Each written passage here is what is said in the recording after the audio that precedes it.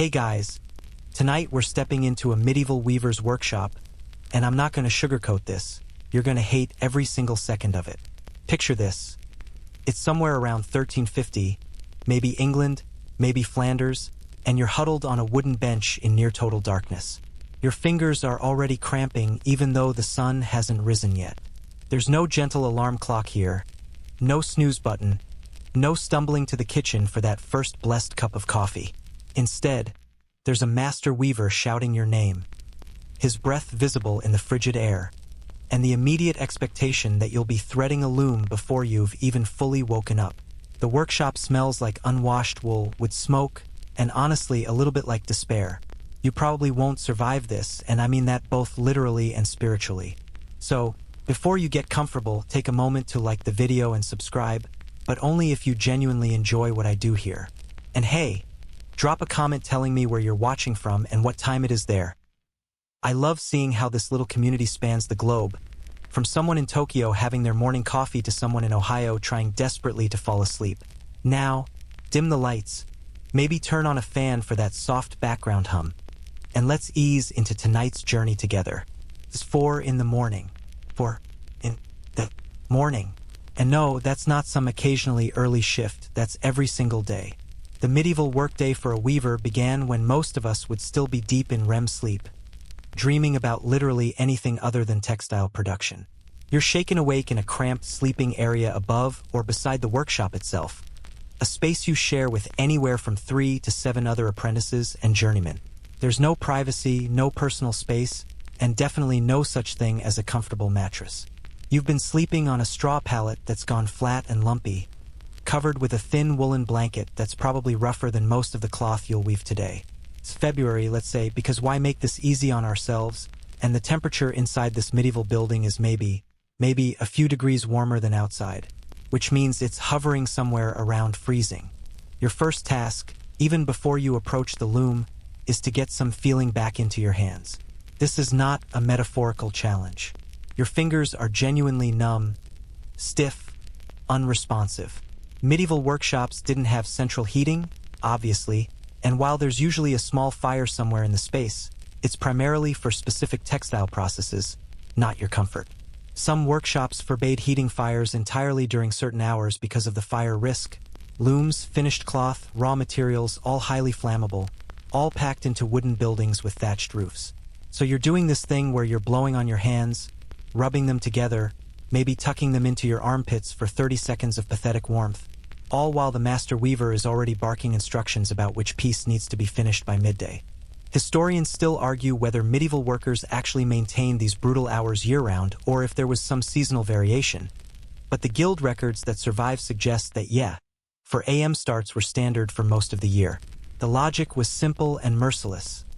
Maximize daylight hours for work that required visual precision. You needed to see what you were doing, and candles or oil lamps were expensive and, again, fire hazards around all that flammable material. So the workday was literally dictated by the sun. Dawn to dusk. In summer, that might mean 16-hour days. In winter, maybe you got off easy with only 10 or 11 hours at the loom. But here's the thing that would absolutely destroy a modern person. There's no gradual warm-up, no easing into the day. You go from unconscious to full manual labor in about 90 seconds. Your body gets no adjustment period. The master wants you at your loom immediately because every minute of daylight is money. And you, my friend, are not entitled to any of that money beyond your meager daily wage or, if you're an apprentice, literally nothing but room and board. You're shuffling across the cold workshop floor, probably bare feet or thin cloth shoes that do basically nothing against the chill, toward a loom that weighs somewhere between 150 and 400 pounds depending on its size and complexity. Let's talk about what standing at this loom actually means for your body. Modern ergonomics experts would have an absolute field day with medieval weaving setups. You're not sitting in some supportive chair with lumbar cushioning. Most weavers worked standing or perched on a hard bench with no back support whatsoever. Your spine is bent forward at an angle that would make a chiropractor weep. Your arms are raised and extended for hours at a time, performing repetitive motions that are going to give you the medieval equivalent of carpal tunnel syndrome. Except there's no diagnosis, no treatment, no workers' compensation, no let's try some physical therapy. There's just pain that gradually becomes your constant companion, and the expectation that you'll keep working through it. The actual process of weaving requires this constant rhythmic violence to your body. You're throwing the shuttle back and forth across the loom, and when I say throwing, I mean it's a weighted wooden implement that you're hurling with force through a narrow opening in the warp threads. Then you're slamming the beater against the fell line to pack the weft threads tightly. Slam, slam, slam, slam. Hundreds of times per hour, thousands of times per day. Your shoulders are screaming. Your lower back is staging a full rebellion. Your feet ache from standing on hard-packed earth or rough wooden floors. And you're maybe an hour into your workday. Remember, you haven't eaten yet. Breakfast, such as it exists, won't happen for another couple of hours. You're working on an empty stomach in a freezing workshop, performing labor that's simultaneously mind-numbingly repetitive and requiring absolute precision. Because here's a fun quirk of medieval weaving. One mistake can unravel hours or even days of work. You lose track of your thread count? Disaster. You miss a sequence in a complex pattern? You might have to tear out everything back to where the error occurred. And in a workshop where apprentices are routinely beaten for errors and journeymen can be fined or fired for substandard work, the pressure to maintain perfect accuracy while exhausted, cold, and hungry is absolutely crushing. The light situation deserves its own paragraph of misery. At 4 a.m., even in summer, you're working in near darkness. Maybe there's one candle or a small oil lamp, but the master is stingy with it because, again, fire, risk, and expense. So you're doing intricate work essentially by feel and memory, straining your eyes in the dimness, developing the kind of tension headache that starts behind your eyes and radiates through your entire skull. As dawn gradually arrives, and we're talking the slow, grudging dawn of pre-industrial times with no artificial lights to supplement it, you're finally getting enough illumination to actually see the fine details of your work, which is when you discover any mistakes you made in that first dark hour, and oh boy, does the master have opinions about that. There's this fascinating historical detail that most people don't know. Medieval weavers had some of the highest rates of vision problems among all craftspeople. Makes sense, right? Years of straining to see fine threads in poor light, the constant focus at close range, the lack of any corrective lenses beyond some rare and expensive magnifying glasses for the very wealthy. By the time a weaver hit their 40s, they were often struggling with serious vision deterioration. And since your livelihood depended entirely on your ability to produce precise, high-quality cloth, failing eyesight was basically a death sentence for your career. But you're young now, let's say 16 or 20, so you've got years of vision left to destroy. The social dynamics of this pre-dawn work session are their own special kind of hell. The workshop hierarchy is rigid and enforced through intimidation and occasional violence. The master weaver, who owns the looms and the workshop and holds the guild membership that makes all this legal, is an absolute authority. Below him are journeymen, weavers who've completed their apprenticeships but haven't yet managed to scrape together the enormous capital required to open their own workshops. These guys are often bitter, trapped in a kind of permanent middle management position, and they take out their frustrations on the apprentices. And then there's you, if you're an apprentice, the lowest of the low with essentially no rights, no recourse, and no escape for the duration of your contract.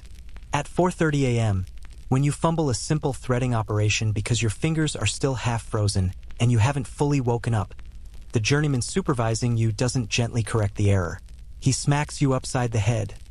Not hard enough to cause serious injury, but definitely hard enough to hurt and humiliate. The master might not even look up from his own loom. This is normal. This is expected. This is how you learn, apparently. Modern labor laws would shut this entire operation down in about 15 minutes. But those don't exist yet and won't for another 500 years, so buckle up. Here's where it gets psychologically insidious. There's no end in sight. It's not like you can tell yourself, just get through this week, or only 5 years until retirement. If you're an apprentice, you've got typically 7 years of this ahead of you. 7 years of 4 a.m. wake-ups, of physical abuse, of poverty wages or no wages at all, of watching the master weaver sell the cloth you made for prices that would fund your entire year's living expenses while you get gruel and a corner to sleep in. And if you survive the apprenticeship and become a journeyman, congratulations. Now you get paid barely, but you're still doing the exact same brutal work under the same conditions, just with slightly more authority to abuse the next generation of apprentices. The workshop itself is designed with zero consideration for human comfort because comfort costs money and reduces productivity. The ceiling is low. These are medieval buildings, not modern industrial spaces. The ventilation is poor because, once again, heat conservation and weather protection take priority. So you're breathing air that's thick with wool fibers, dust particles, and the smoke from whatever minimal fire is burning. Your lungs are processing all of this with every breath, laying the groundwork for the respiratory diseases that plague weavers and will eventually probably kill you, assuming malnutrition or an industrial accident doesn't get you first. But you know what's really insidious? Your body is going to adapt to this, sort of, not in a healthy way, in the way that humans can adapt to almost any horrible situation if it's sustained long enough. Your hands will develop calluses thick enough that you barely feel the rough wool anymore. Your back will hurt constantly, but you'll learn to work through it. Your sleep schedule will adjust to the point where 4 a.m. genuinely feels like waking time. You'll become a functional component of this production machine, and some part of your humanity will quietly file itself away in a corner of your mind where it can't interfere with the work. And the absolute kicker? This is considered a respectable trade. Weavers are skilled craftspeople, members of powerful guilds, producers of one of medieval Europe's most valuable commodities. This is one of the better medieval jobs available to common people. If you think this sounds bad, you should see what agricultural laborers or latrine cleaners or any number of other professions deal with. The medieval world is a hierarchy of suffering, and as a weaver, you're somewhere in the middle, which tells you everything you need to know about what the bottom looks like. So here you are, barely an hour into your day, already exhausted, cold, hungry, and facing at least 10 more hours of the same. The sun is just starting to provide real light. Your master is evaluating the work you've done in the darkness, and his expression suggests you're going to hear about every minor imperfection. Your fellow apprentices are in the same boat, all of you silently enduring because complaining gets you beaten or dismissed, and dismissal means you've wasted years of apprenticeship with nothing to show for it, making you essentially unemployable in any respectable trade. Welcome to day one of the rest of your medieval life. And this was just waking up. The loom standing before you is not a piece of equipment. It's a wooden monument to human suffering disguised as technology. This thing is massive, temperamental, and seems almost malevolently designed to punish every tiny mistake you make. We're talking about a structure that's taller than you, deeper than your arm span, and constructed from oak beams that have been fitted together with medieval carpentry techniques that make the whole apparatus creak and groan like it's got opinions about your existence. The warp beam alone, loaded with hundreds of threads stretched to precise tension, weighs enough that moving or adjusting the loom requires at least 3 strong adults. And you, lucky you, are about to spend the next 12 to 14 hours in an intimate, hostile relationship with this monster. Let's start with threading, because this is where most apprentices discover that their hands are fundamentally inadequate for medieval textile work. You're taking individual threads, and we're talking threads that might be finer than modern sewing thread depending on the cloth quality, and passing them through a series of heddles in a specific, complex pattern. Each thread goes through a specific heddle eye, which is basically a tiny loop, and then through the corresponding gap in the reed, which is a comb-like device with hundreds of narrow slots. Sounds simple enough, right? Do this several hundred or several thousand times in the exact correct sequence without making a single error. The thing is, your fingers are still cold. The workshop has warmed up slightly now that the sun is providing actual light, but we're still talking about February temperatures that would make a modern person reach for a space heater. The threads are slightly damp because medieval storage conditions aren't exactly climate controlled, which makes them both more prone to breaking and somehow more likely to tangle. You're working by early morning light that's better than candlelight but still not great, squinting at these tiny heddle eyes, and your margin for error is exactly 0. Thread the pattern wrong, and you don't just mess up one section, you corrupt the entire weave structure for potentially yards of cloth. Here's a quirky historical detail. Some medieval weaving guilds had specific prayers or chants that weavers would recite while threading to help them maintain the correct count and pattern. Not because medieval people were especially pious about textiles, though religion permeated everything, but because rhythm and repetition actually helped prevent mistakes. You'd be muttering 1 draper, 2 draper, 3 draper, 4, or some variation thereof, turning your brain into a human counting machine because losing your place meant potential disaster. Historians still argue whether these counting systems were standardized across regions, or if each workshop developed its own mnemonic traditions, but the archaeological evidence from guild records suggests this was widespread practice. Now, let's say you've successfully threaded your section. Congratulations, you've accomplished the medieval equivalent of a Tuesday morning. The actual weaving process is about to teach you things about repetitive stress injuries that won't be medically documented for another 600 years. You're standing at the loom or perched on a hard bench if you're lucky, and your job is mechanically simple. Operate the treadles with your feet to raise and lower different sets of heddles, creating the shed. That's the gap between raised and lowered warp threads. Then throw the shuttle carrying the weft thread through that gap. Then slam the beater forward to pack that weft thread tightly against the previous ones. Repeat, repeat, repeat approximately 5,000 more times before lunch. The physical mechanics of this are genuinely brutal. Your feet are pressing down on wooden treadles that require actual force to operate because you're lifting a portion of those warp threads against their tension. Your arms are extended, throwing a shuttle that weighs maybe half a pound but feels like 5 pounds after the 1,000th throw. Your entire upper body is rocking forward with each beat of the beater, using your body weight to pack those threads. And you need to maintain a precise rhythm because inconsistent beating creates inconsistent cloth, and inconsistent cloth gets rejected by the guild inspectors, and rejected cloth means you've wasted days of labor and expensive materials, which means punishment. Modern ergonomists have actually studied historical weaving positions, and the consensus is basically, oh my god, no. You're engaging in repetitive motions that hit virtually every risk factor for musculoskeletal disorders. Sustained awkward postures, high repetition rates, forceful exertions, insufficient rest breaks, and duration measured in hours that turn into days that turn into years. Your shoulders develop chronic inflammation. Your wrists and hands are constantly stressed. Your lower back is bearing loads it wasn't designed for in positions it shouldn't maintain. And all of this accumulates, day after day, year after year, until your body is basically a catalog of occupational injuries that will never heal because you cannot stop working. The shuttle itself deserves special mention as an implement of torture. It's a wooden device, often made from hardwood like boxwood, shaped sort of like an elongated football, with a hollow core that holds a bobbin of weft thread. You're gripping it in one hand, usually your dominant hand, and you need to throw it with enough force that it travels completely across the width of the warp, which might be 3 feet, might be 6 feet depending on the cloth width. But you also need to throw it accurately so it lands in the opposite hand or at least within catching distance, because if you drop the shuttle, you've got problems. The thread might break, the tension might shift, you might lose your place in a complex pattern. After hundreds of shuttle throws, your throwing hand develops this kind of claw grip that you can't fully straighten even when you're done for the day. Your catching hand gets bruised and battered from catching a wooden projectile over and over. And here's something that would never fly in a modern workplace. Shuttle injuries were common enough that they had nicknames. Getting smacked in the face by a shuttle was called getting shuttled. And it happened to basically every weaver at some point. You're tired, you mistime a catch.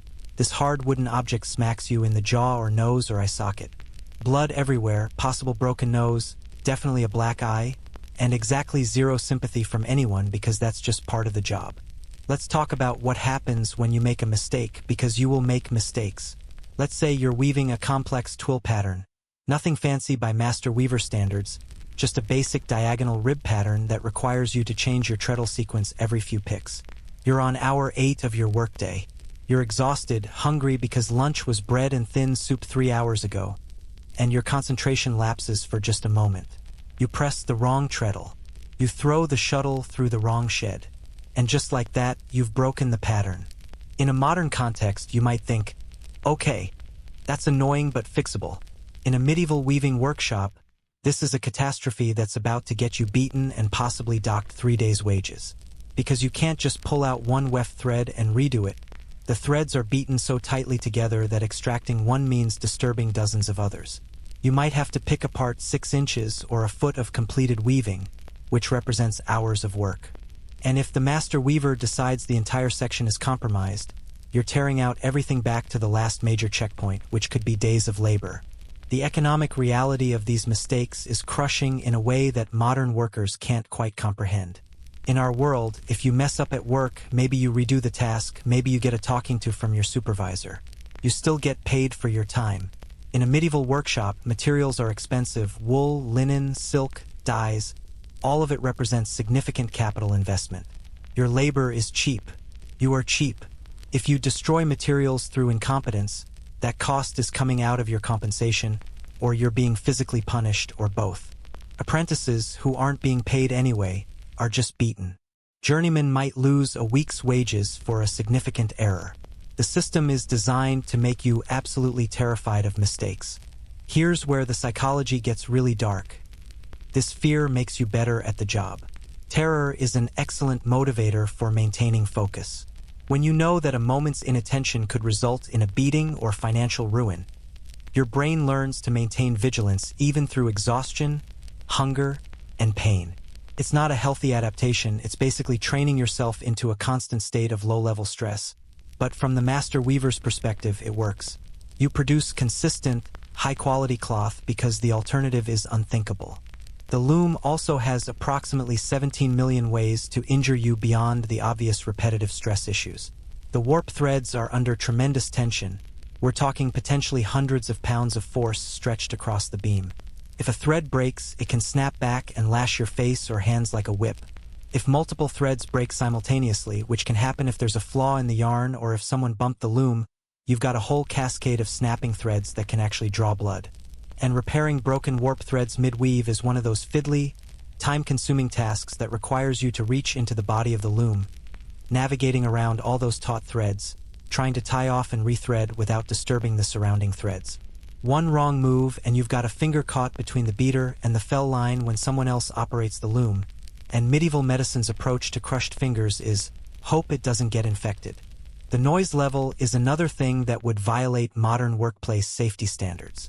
You've got multiple looms operating in the same workshop, all of them producing this constant rhythmic banging as weavers beat the weft threads into place. Bang, bang, bang, bang, echoing in a wooden building with hard surfaces and no sound dampening whatsoever. It's loud enough that you have to shout to be heard, which means communication is minimal and usually consists of the master bellowing orders or criticisms. By the end of a workday, your ears are ringing. By the end of a career, you're probably partially deaf, though again, that's just considered normal occupational wear and tear. There's this mainstream historical fact that often gets glossed over. Medieval cloth production was one of Europe's most valuable industries, comparable to modern tech or automotive manufacturing in economic importance. The cloth you're weaving on this miserable loom in this cold workshop might end up as garments for nobility, traded across Europe, or even shipped to the Middle East or beyond. You are, in a very real sense, a cog in a massive economic machine that's generating enormous wealth. Just none of that wealth is coming to you. You're getting subsistence wages while merchants, guild masters, and nobles extract the actual value from your labor. It's enough to make you wonder about economic systems and exploitation, except thinking too hard about your situation while operating a loom is a great way to make a mistake, so you shut down that part of your brain and just weave. Historians still argue whether medieval workers had any real consciousness of this exploitation, or if the social order was so normalized that they simply accepted it as divine ordination. The evidence is mixed. You get occasional records of workers' revolts, guild disputes, apprentices running away, but for the most part, the system perpetuated itself through a combination of legal enforcement, social pressure, and the simple fact that there weren't really alternatives. You could be a weaver under these conditions, or you could be a peasant farmer under arguably worse conditions, or you could be an outlaw and probably get hanged. Not great options. The loom is also teaching you about medieval quality obsession in ways that are simultaneously impressive and horrifying. The guild standards for cloth are exacting to a degree that seems almost insane. The thread count needs to be within a specific range. The width needs to be exact. The weight per yard needs to match specifications. Any deviation and the cloth gets rejected, which, as we've established, is very bad for you. So you're constantly monitoring your work, counting threads, checking tension, making microscopic adjustments, all while maintaining that relentless rhythm of weaving. It's like trying to meditate and do calculus and run a marathon all at the same time. And the thing is, the loom doesn't care about you. It's not designed with your comfort or safety in mind. It's designed to produce cloth efficiently using human labor as the power source. You are the engine. Your muscles, your attention, your health, Those are consumable resources being converted into textile products. When you wear out, there's another apprentice to take your place. The loom will outlast you by decades, probably centuries. Some of these massive workshop looms were passed down through generations of masters, getting minor repairs and adjustments but fundamentally remaining the same backbreaking apparatus. By mid-afternoon, you've been at this loom for maybe 10 hours with one short break. Your body is screaming at you in languages you didn't know existed. Every muscle from your toes to your neck has a specific complaint. Your hands are moving on autopilot, performing the motions through sheer muscle memory because your conscious mind has sort of checked out to preserve sanity. You're in this weird fugue state where time becomes elastic. The last hour felt like 3 hours or maybe 15 minutes, you honestly can't tell anymore. And you've still got several hours to go before the light fails enough that the master decides to end the workday. Just you and the loom and the endless rhythm of treadle, throw, beat, treadle, throw, beat, producing inch by inch the cloth that someone else will sell, that someone else will profit from, while you earn just barely enough to survive and do this all over again tomorrow. The loom wins. It always wins. You're just trying to survive it. The guild system sounds impressive when you first hear about it. Organized craftsmen, quality standards, professional recognition, the whole medieval equivalent of a trade union. But here's what they don't tell you. The guilds exist primarily to benefit the masters who control them, and if you're an apprentice or even a journeyman, you're basically navigating a bureaucratic nightmare designed to extract maximum labor from you while providing minimum security or advancement opportunity. Welcome to the wonderful world of medieval professional organizations, where the rules are arbitrary, the punishments are severe, and your entire future depends on pleasing people who have every incentive to keep you down. Your apprenticeship contract is a legal document that essentially makes you indentured property for 7 years. 7 years. And that's if everything goes smoothly, which it won't. The contract binds you to your master weaver with terms that would make a modern labor lawyer spontaneously combust. You owe him complete obedience. You cannot leave his service without permission. You cannot marry without permission. You cannot work for anyone else, learn any other trade, or basically make any life decisions independently. In exchange, he provides room, board, and instruction in the craft. Notice what's not mentioned there? Wages, compensation, money. You're working full-time, producing valuable goods, and receiving exactly zero monetary payment for years. The room and board situation is its own special flavor of misery. You're sleeping in that cramped space above the workshop. Remember, sharing it with however many other unfortunates the master has collected. The food is subsistence-level bread, pottage, which is basically whatever vegetables and grains the workshop can afford boiled into a thick soup, occasional cheese, very occasional meat. You're getting enough calories to not literally starve, but you're chronically underfed for the amount of physical labor you're performing. Modern nutritionists examining medieval apprentice diets have concluded that these workers were operating in a constant state of mild malnutrition, which contributes to everything from stunted growth to weakened immune systems to cognitive impairment. Here's a quirky detail that reveals a lot about guild culture. Many contracts specified exactly how many beatings an apprentice could receive per week, or what infractions warranted physical punishment. This wasn't about protecting apprentices, it was about establishing that yes, your master absolutely has the legal right to beat you. Here are the conditions under which that's acceptable. Some contracts specified that beatings should not cause permanent injury or disability, which sounds almost considerate until you realize the bar for permanent injury is basically won't interfere with their ability to weave. Bruises, welts, black eyes, those are all fine. Broken fingers that heal crooked? That might be a problem, but only because it affects productivity. The actual learning process is frustratingly inefficient by modern educational standards. There's no structured curriculum, no lesson plans, no clear progression of skills. You learn by watching, by doing, and by being yelled at when you do it wrong. The master weaver is not a trained educator. He's a businessman who needs labor and has agreed to teach you the trade in exchange for years of unpaid work. Some masters are decent teachers who genuinely want to pass on their knowledge. Others are exploitative jerks who keep you on menial tasks for as long as possible because free labor is valuable. And you have essentially no recourse if you've gotten stuck with the latter. In theory, the guild has rules about what apprentices should learn and when. In practice, enforcement is spotty at best. Your master is a guild member in good standing. You're nobody. If you complain that you're not receiving proper instruction, the guild is far more likely to side with the master than with some apprentice who's probably just lazy and ungrateful. The system is designed to protect guild members' interests, and as an apprentice, you are not a guild member. You're a temporary non-person who might someday earn the right to join the club if you survive the hazing ritual that is apprenticeship. The quality standards that guilds enforce are genuinely impressive from a consumer protection standpoint, but they're absolutely terrifying if you're the one producing the goods. The guild has appointed inspectors, usually senior master weavers, who periodically examine cloth being produced in member workshops. They're checking thread count, weave tightness, dye quality, measurements, everything. And they are not gentle with their assessments. Cloth that fails inspection doesn't just get sent back for correction. It gets destroyed, burned, sometimes right in front of the workshop to make an example. Let me paint you a scenario. You've spent 3 weeks weaving a particularly fine piece of woolen cloth. You've done everything right as far as you can tell. The master seems satisfied.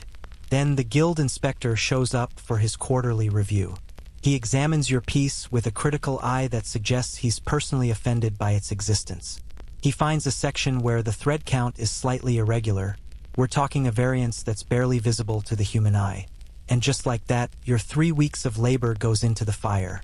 The master gets fined. You get beaten for producing substandard work. And there's exactly zero appeals process, no second opinion, no let's discuss whether this standard is reasonable.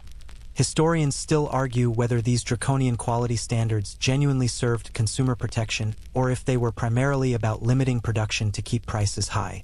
The evidence suggests both were factors. High standards did ensure that cloth labeled as coming from a particular guild city was reliably good quality, which justified premium prices. But the standards also conveniently made it very difficult for new workers to enter the market and for workshops to produce large quantities quickly, which protected established masters from competition. It's almost like the system was designed by and for the people who benefited from artificial scarcity. The progression from apprentice to journeyman is not automatic. Completing your 7-year term doesn't guarantee anything. You have to produce a masterpiece, a sample of work that demonstrates your competence to the guild's satisfaction. This is both a technical evaluation and a political one. If the master you've served likes you, he'll advocate for you, maybe even provide materials for your masterpiece. If he doesn't, or if accepting you as a journeyman would create competition for him, he can make your life very difficult. The guild might reject your first masterpiece and require you to do it again and again. Some apprentices spent an extra 2 or 3 years in that limbo status, essentially working as journeymen without the title or the wages.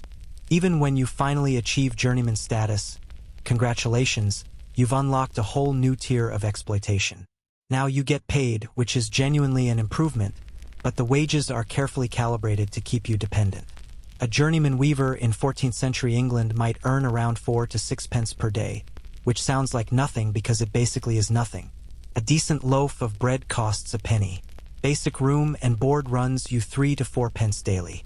So you're earning just barely enough to survive, with almost no ability to save the capital you'd need to become a master yourself.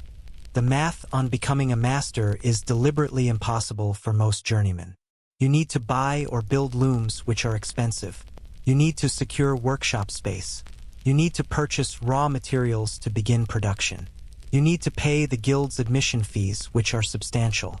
And you need to convince existing guild members to accept you, which means navigating political relationships and probably calling in favors or family connections. Historians estimate that maybe 1 in 10 journeymen ever made the transition to master status. The rest spent their entire working lives as wage laborers, producing wealth for others. Here's a mainstream historical fact. The medieval guild system was incredibly successful at maintaining quality and training skilled workers, which is why it persisted for centuries.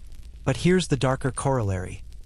It was also incredibly successful at maintaining a rigid class hierarchy where mobility was nearly impossible and the people doing the actual work had almost no power or autonomy. You can admire the craftsmanship while acknowledging that the human cost was enormous. The social hierarchy within the workshop is enforced through a combination of formal rules and informal violence. Masters at the top, obviously, Below them, senior journeymen who've been with the workshop for years and have some authority to supervise and train. Below them, newer journeymen who are still learning the ropes. And at the bottom, apprentices who exist primarily to be ordered around and blamed for everything. If something goes wrong in the workshop, materials go missing, a tool breaks, production falls behind schedule, the default assumption is that an apprentice screwed up and punishment is swift. The psychological dynamics are interesting in a grim way. Apprentices who survive eventually become journeymen, who then turn around and treat the next generation of apprentices just as badly as they were treated, because that's the system and that's how it works, and maybe some part of them needs to inflict the suffering they endured onto someone else to make sense of it all. It's a cycle of abuse disguised as professional training. And it's so normalized that questioning it marks you as troublesome and unsuitable for the trade. Let's talk about what happens if you try to leave. Your apprenticeship contract is legally binding and enforced by both guild law and municipal law. If you run away, you're declared a fugitive apprentice. Other guild workshops are forbidden from hiring you. You can't work in your trade. If you're caught, you can be forcibly returned to your master, and now you owe him additional time to compensate for the period you were gone, plus whatever punishment he sees fit to inflict. Some runaway apprentices were essentially re-indentured for an additional year or more. The system is designed to make escape nearly impossible. But some people do try to escape, because humans have this annoying habit of preferring freedom to servitude. The guild records are full of cases of apprentices who vanished, who were caught working illegally in other towns, who tried to practice the trade outside guild jurisdiction. Most of these stories end badly. A very few, manage to disappear successfully, presumably giving up weaving entirely and finding some other way to survive. But the success rate is low enough that running away is essentially gambling your future on very long odds. The guild also controls who can practice the trade in the first place, which creates this insular, protectionist culture. Want to be a weaver? You need to apprentice with a guild master. Want to apprentice? Your family usually needs to pay a fee to the master, which means poor families can't access the trade. Some guilds explicitly restricted membership to sons of existing guild members or to people who married guild members' daughters. It's a closed system designed to concentrate wealth and power within specific families and social networks. And here's where it gets really insidious. The guild preaches this ideology of brotherhood and mutual support while simultaneously operating as an oligarchy. There's all this rhetoric about how guild members look out for each other, about professional solidarity, about maintaining the honor of the craft. And then in practice, masters are competing with each other for commissions, undercutting prices, poaching skilled journeymen, and generally behaving like cutthroat businessmen. The brotherhood extends exactly as far as collective interest in keeping outsiders out and workers down. The inspection system also serves as a control mechanism beyond just quality assurance. Inspectors can show up unannounced, which means your workshop has to be in compliance with all guild rules at all times.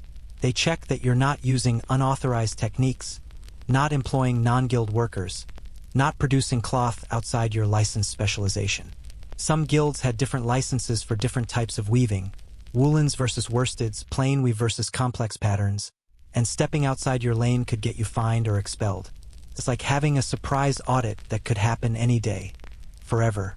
Historians still argue whether guilds ultimately benefited or harmed medieval economic development.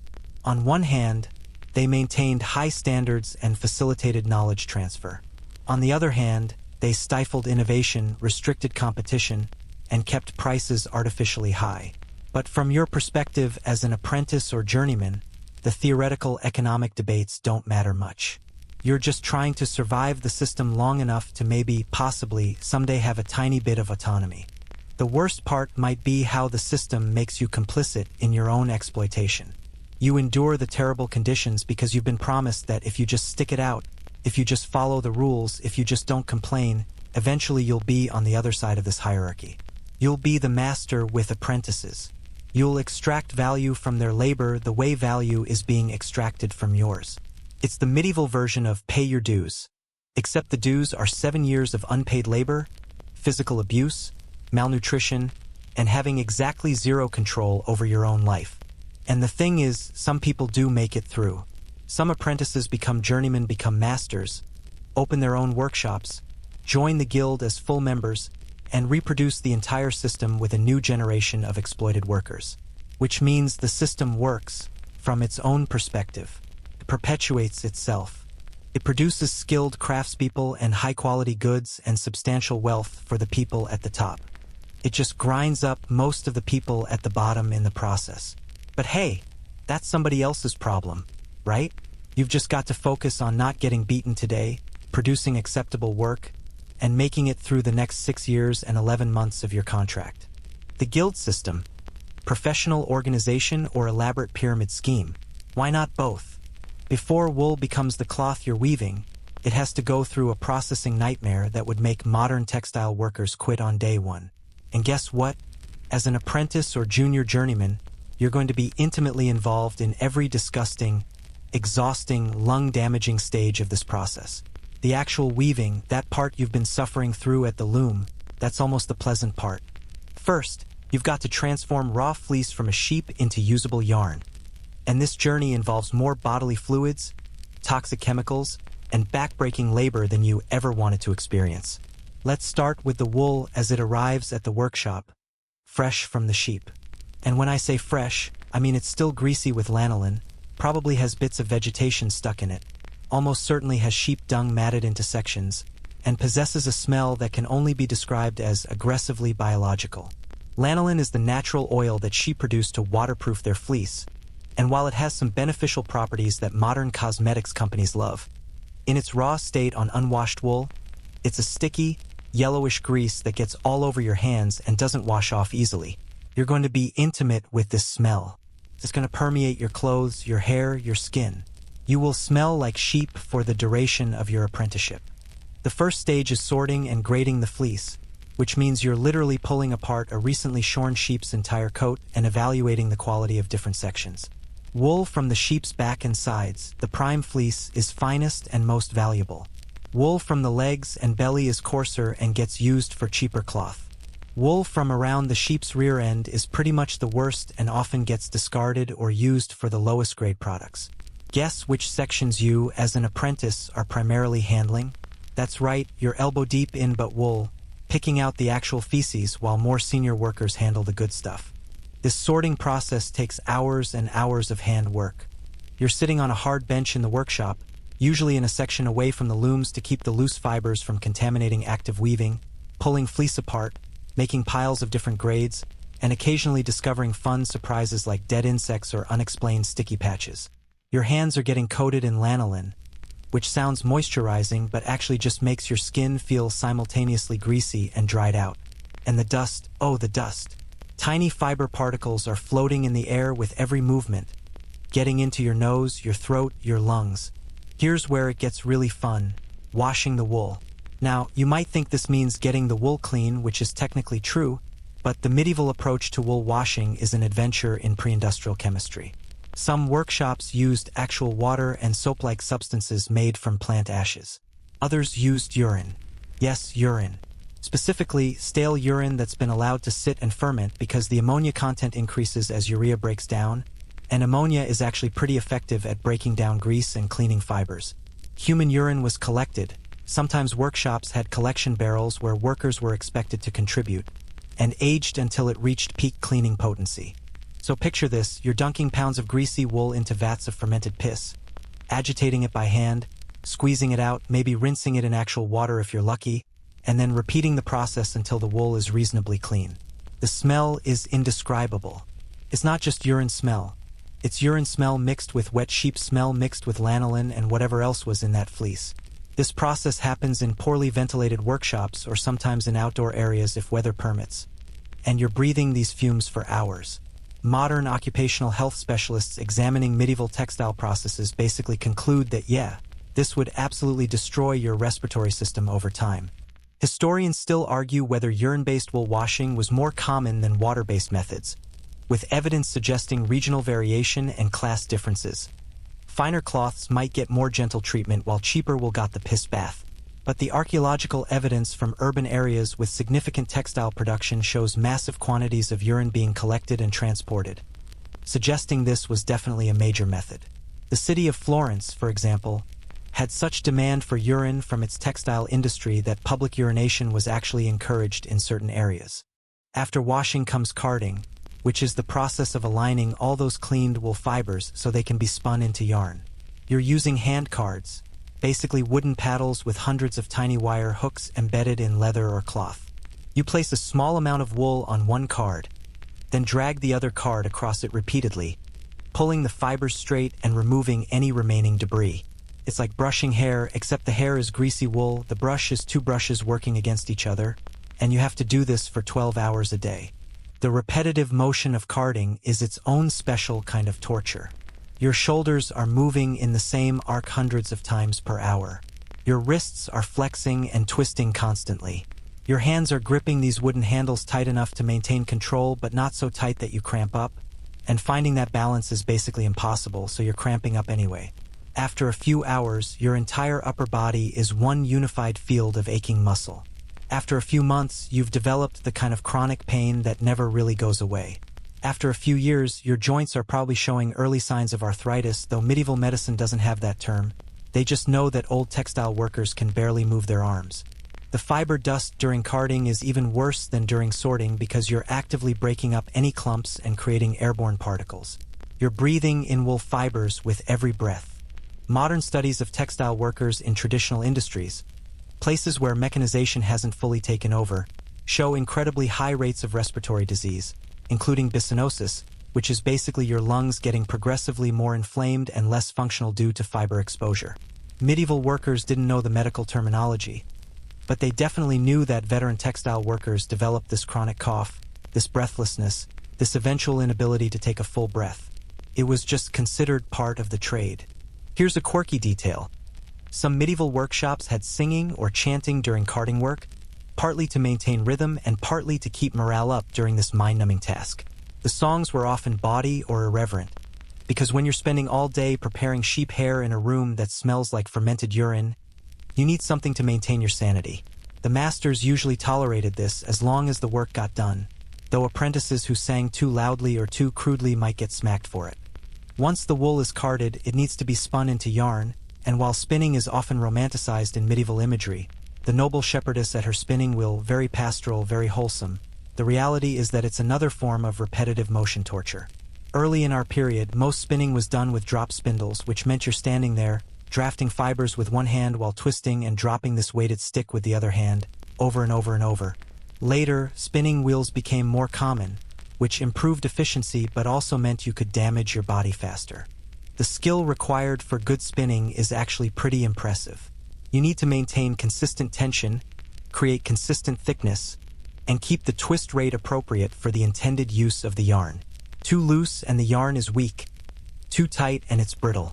The diameter needs to be even or you'll get irregular cloth. And you're making these micro adjustments constantly by feel because stopping to measure every few inches would destroy your productivity. It's like being a machine, except machines don't get tired or develop nerve damage. Spinning was often done by women and children because it required less physical strength than weaving but still produced value, and medieval economics loved finding ways to extract labor from every possible person. If you're a male apprentice weaver, you might not do as much spinning, but you're definitely doing the preparation work, the sorting, washing, carding that feeds into the spinning process. And in smaller workshops, everyone does everything, so congratulations, you're learning to spin too. The output expectations for spinning are kind of insane when you do the math. A single weaver working full-time can consume the output of multiple spinners. Medieval cloth production was constantly bottlenecked by the spinning stage, which is why so much labor was devoted to it and why the eventual mechanization of spinning during the Industrial Revolution was such a massive economic shift. But right now, in your medieval workshop, mechanization is centuries away, so you're just grinding through the work by hand, trying to produce enough yarn to keep the looms fed. After spinning, some yarns go through additional processing. They might be plied, multiple single strands twisted together for strength. They might be sized, coated with a starch solution to make them stronger and smoother for use as warp threads. Each of these processes is more handwork, more repetitive motion, more opportunities to develop occupational injuries. Your hands are constantly working, manipulating fibers and yarn, and the cumulative damage is building day by day. Let's talk about fulling, because this is where wool processing gets truly medieval. After cloth is woven, it's still relatively loose and open in structure. Fulling is the process of beating and compressing the cloth to make it denser, stronger, and warmer. The traditional method involved putting the cloth in a vat with water and fuller's earth, a type of clay that helps cleanse and thicken the fibers, and then stomping on it for hours. Literally stomping on it, with your feet, while it's soaking in what is essentially mud. Some regions used urine for fulling too, because apparently there's no stage of textile production that can't be enhanced by aged piss. The ammonia helps the fibers felt together, creating that dense woolen fabric. So you might be stomping around in a vat of cloth soaking in fermented urine, trying not to think too hard about what you're doing, while your feet get absolutely destroyed. The fulling process could take hours or even days for a single piece of cloth, with workers rotating in and out of the vats because it's genuinely exhausting. Later in the medieval period, some areas developed water-powered fulling mills, which used wooden hammers driven by water wheels to pound the cloth instead of requiring human feet. This was actually a significant technological advancement and improved workers' lives, though of course it also put a lot of human fullers out of work. But in many workshops, especially smaller ones or those not near rivers, fulling remained a human-powered activity well into the early modern period. The physical toll of fulling is different from other textile work but equally damaging. You're standing in cold water for extended periods, which is terrible for circulation and joint health. You're performing this stomping motion that's hard on knees and hips. Your feet are constantly wet, which leads to all sorts of skin problems. Trench foot wasn't invented in World War I. Medieval fullers knew all about what happens when your feet never properly dry. And of course there's the ongoing exposure to whatever chemicals are in the fulling bath, which your skin is absorbing for hours at a time. Here's a mainstream historical fact. Medieval textile production was one of the most complex and sophisticated manufacturing processes of the era, involving dozens of specialized steps and requiring extensive knowledge passed down through generations. The cloth produced was genuinely impressive in quality and durability. But here's the part they often skip in history books. Every single stage of that production was brutal on the human bodies performing it. The sophistication came at an enormous physical cost, paid by workers who had no choice and no alternatives. The progression from raw fleece to finished yarn ready for weaving represents maybe 50 to 100 hours of human labor, depending on the quality and quantity. And you, as a low-ranking workshop member, are involved in the worst parts of it. The grimy parts, the smelly parts, the parts that destroy your lungs and joints. Senior workers and masters might supervise or handle the more skilled aspects, but the bulk of the grunt work falls on you.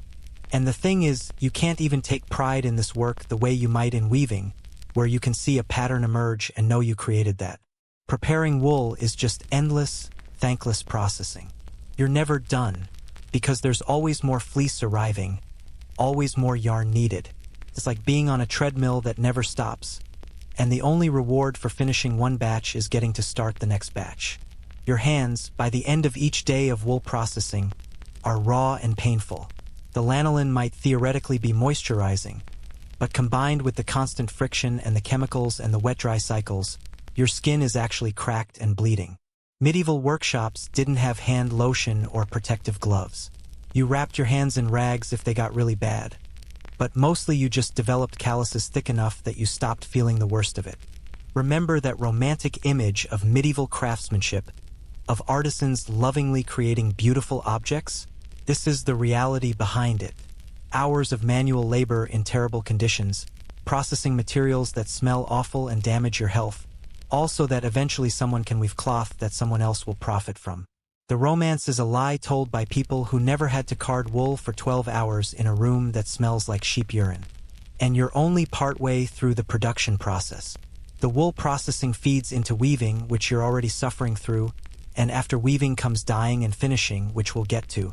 But right now, in this moment, you're just trying to card enough wool to meet today's quota while your shoulders scream and your lungs fill with fiber dust, and you wonder if 7 years of this is really worth it. Spoiler alert, it's not. But you're legally bound to the contract, so here you are, swimming in sheep grease and urine fumes, living the medieval dream. If you thought processing wool was bad, just wait until we get to the dyeing stage, where medieval chemistry meets complete disregard for worker safety in ways that would give modern OSHA inspectors a collective aneurysm. You're about to become intimately familiar with substances that are toxic, caustic, potentially carcinogenic, and occasionally explosive, all while working with exactly zero protective equipment in poorly ventilated spaces. The vibrant colors that make medieval textiles so beautiful in museum displays, those came at a cost measured in damaged lungs, chemical burns, and workers whose hands were permanently stained bizarre colors. The dye house, if the workshop is large enough to have a separate area for dyeing, is usually the worst-smelling part of an already fragrant operation. It's a space dominated by large vats, often wooden or ceramic vessels that can hold dozens of gallons of liquid, heated over fires that need to be carefully maintained at specific temperatures. The air is thick with steam and fumes from whatever's currently being processed. The floor is perpetually damp and often stained with spilled dye that's soaked into the wood or earth, creating this chaotic rainbow effect that would be pretty if it didn't represent countless accidents and exposures. Let's start with the mordants, because you can't just dip cloth into colored liquid and expect it to stay that way. Mordants are chemicals that help dyes bond permanently to fibers, and medieval dyeing used some genuinely nasty substances for this purpose. Alum was common and relatively safe as these things go. It's a mineral salt that's mildly astringent. But then you've got options like iron salts, which could cause fabric to deteriorate over time but produce certain blacks and dark colors. Or copper salts for brightening colors. Or everyone's favorite, urine and stale urine again, because apparently the medieval textile industry had an unlimited appetite for fermented piss. The process of preparing a mordant bath involves dissolving these substances in water, heating the solution, and then soaking yarn or cloth in it for extended periods, sometimes hours. You're standing over these vats, stirring with long wooden poles, trying to ensure even coverage while breathing in steam that's carrying whatever chemicals are dissolved in there. The heat alone is oppressive, especially in summer. Dye houses are basically medieval saunas, except instead of relaxation and wellness, you get chemical exposure and exhaustion. Here's where it gets colorful, literally and figuratively. Different dyes require different processes, different mordants, different temperatures, and medieval dyers guarded their specific recipes like trade secrets. You're learning these recipes as an apprentice, but the knowledge transfer is often incomplete or deliberately obscured because even within a workshop, information is power. The master dyer might keep certain crucial steps to himself, ensuring that his workers can't easily leave and set up competing operations. Woad was the primary source of blue dye in medieval Europe, and processing it is an adventure in fermentation chemistry that produces some truly memorable smells. Woad leaves are harvested, crushed into a pulp, formed into balls, and then allowed to ferment. The fermentation process produces indican, which oxidizes into indigo when exposed to air. The dye vat itself is a reducing bath, meaning it's been chemically treated to remove oxygen, that looks kind of greenish-yellow and smells like death. You dip the yarn or cloth into this vat, and it comes out looking greenish. Then, as it's exposed to air, the magic happens and it turns blue. But here's the fun part, your hands are going into this vat. Sure, you're using poles and tools for the actual fabric, but you're inevitably getting splashed and you need to manipulate materials and there's just no avoiding direct contact. Woad stains skin, deeply. You've probably heard the term true blue, referring to something reliable. That comes from woad blue being one of the more color-fast dyes available, which is great for cloth and terrible for your hands, which are now blue and will remain blue for weeks. Multiple dyers developed permanently blue-tinged hands and forearms from years of exposure. It became an identifying mark of the profession, which sounds romantic until you realize it means your body has absorbed enough of a chemical substance to permanently alter your pigmentation. Red dyes came from various sources. Madder root was common for more affordable reds and produced shades from pink to deep red-brown depending on the mordant and process. Kermes, derived from crushed scale insects, produced a brilliant scarlet but was expensive, so you probably weren't working with it much unless the workshop specialized in luxury goods. The process of preparing madder dye involved boiling the roots for hours, creating a solution that looked like dirty blood and smelled earthy and kind of musty. You're standing over this pot, breathing in the vapors, stirring periodically, maintaining the temperature, and trying not to think about how many hours of this are ahead of you. Yellow dyes came from numerous plants, Weld was popular and produced a bright, clear yellow. The process involved less exotic chemistry than some other colors, but it still required careful temperature control and timing. Mix yellow and blue dyes properly, and you could produce greens which were in high demand. But the layering process, dyeing something yellow first, then over-dyeing with blue or vice versa, required precision and added hours to an already time-consuming task. Now let's talk about the genuinely dangerous stuff: arsenic-based greens and lead-based whites. These weren't as common in textile dyeing as in other applications like painting or cosmetics, but some workshops did use them for specialty products or to achieve particular shades. Arsenic compounds produce these brilliant, vivid greens that are absolutely gorgeous and absolutely toxic. Lead compounds create bright whites and were sometimes used in preparatory processes. And you're handling these substances with your bare hands because gloves would reduce dexterity and nobody's invented rubber gloves yet anyway. The symptoms of chronic heavy metal poisoning include fatigue, weakness, cognitive impairment, nerve damage, and eventually organ failure. But medieval workers didn't connect these symptoms with their occupational exposures because the concept of cumulative chemical toxicity wasn't understood. You just knew that dyers often got sick, often seemed slower or more confused as they aged, often died younger than people in other trades. It was just accepted as part of the profession. Bad luck, maybe, or divine will. Definitely not preventable through better safety practices, because that concept doesn't exist yet. Here's a quirky historical detail. Some dye recipes called for truly bizarre ingredients based on medieval understanding of chemistry and sympathetic magic. A recipe might specify that a certain dye should be mixed during a particular phase of the moon, or that the water should come from a specific source, or that you should add a small amount of completely unrelated substances that were thought to enhance color through some theoretical principle that makes no sense to modern chemistry. Some of these additions were harmless and just added to the ritual mysticism of the craft. Others might have been genuinely toxic for no actual benefit. The temperature control required for dyeing is another layer of suffering. You need to keep these vats at specific temperatures for specific durations, which means constantly managing fires underneath them. Too hot and you might damage the fibers or alter the dye chemistry in unwanted ways. Too cool and the dye won't take properly.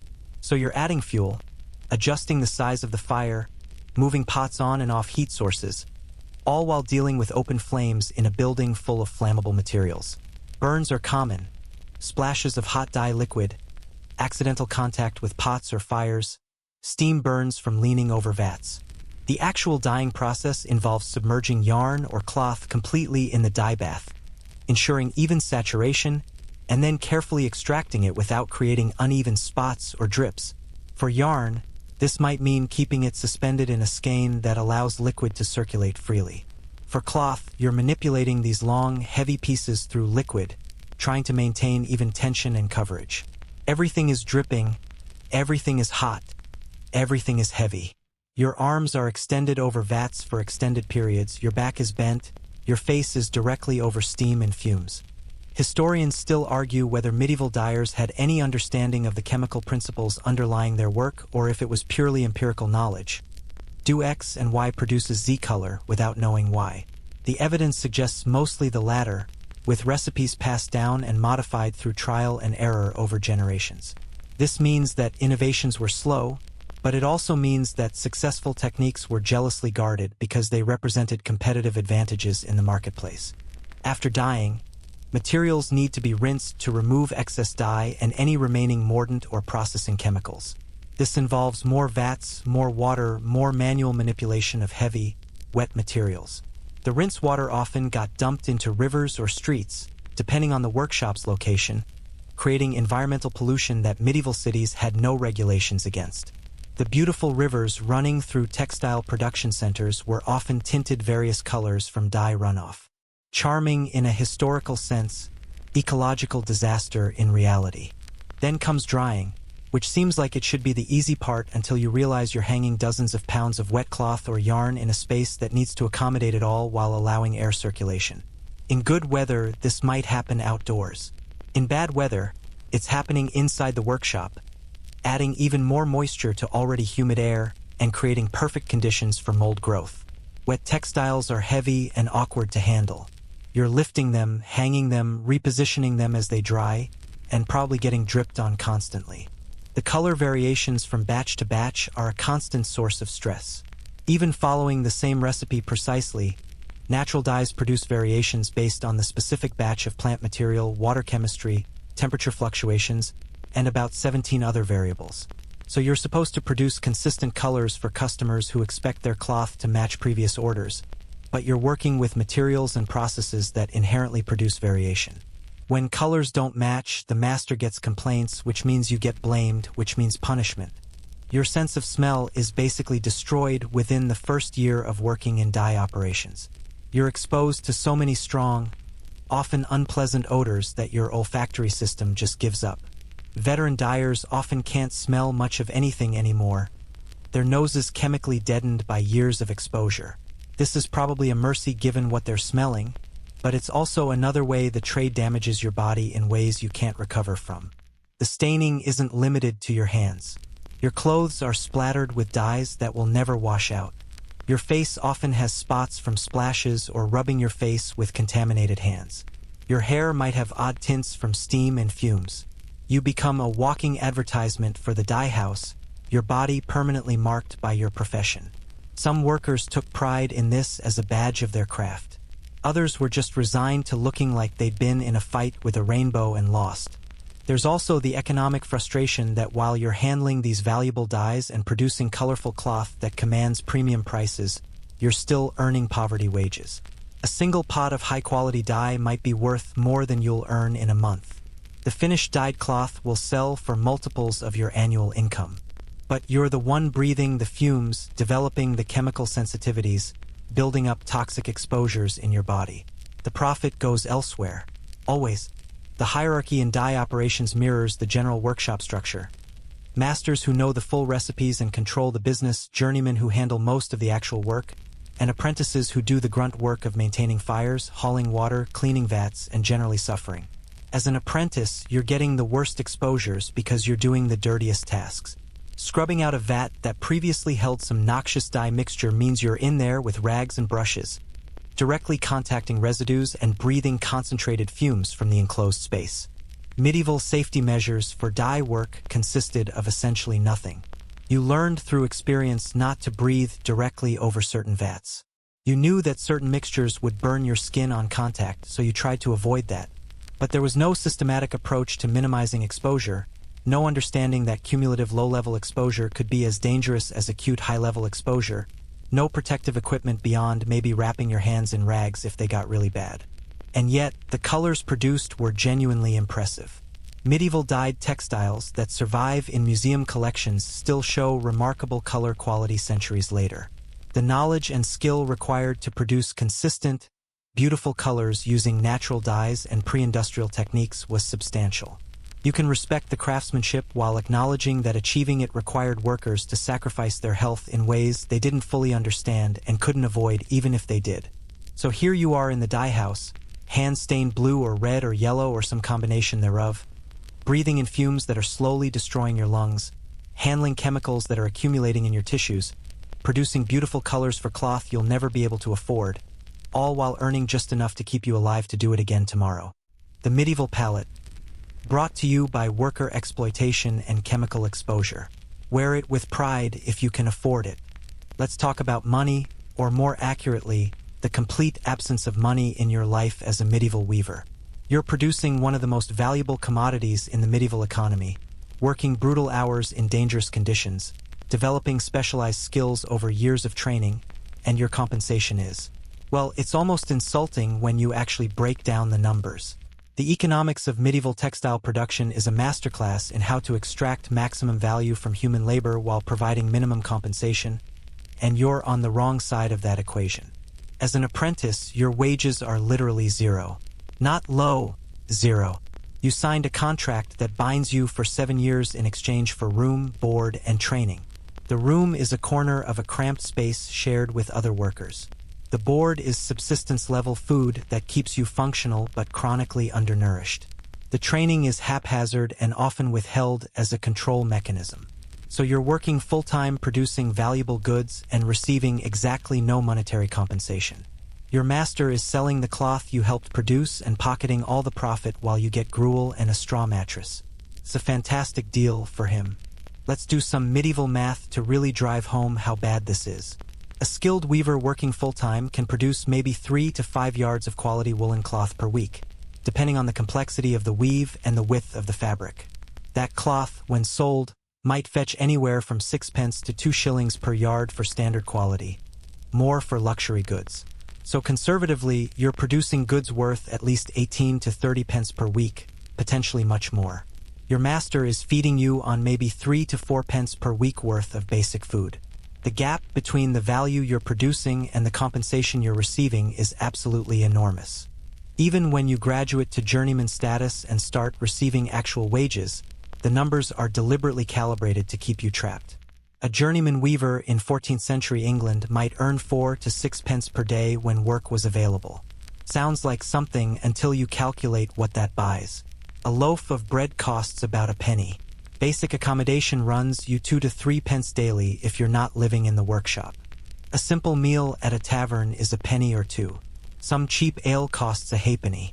You're earning just barely enough to survive day to day with almost nothing left over for savings, emergencies, or advancement. Here's where the economics get really depressing. To become a master weaver and open your own workshop, you need capital.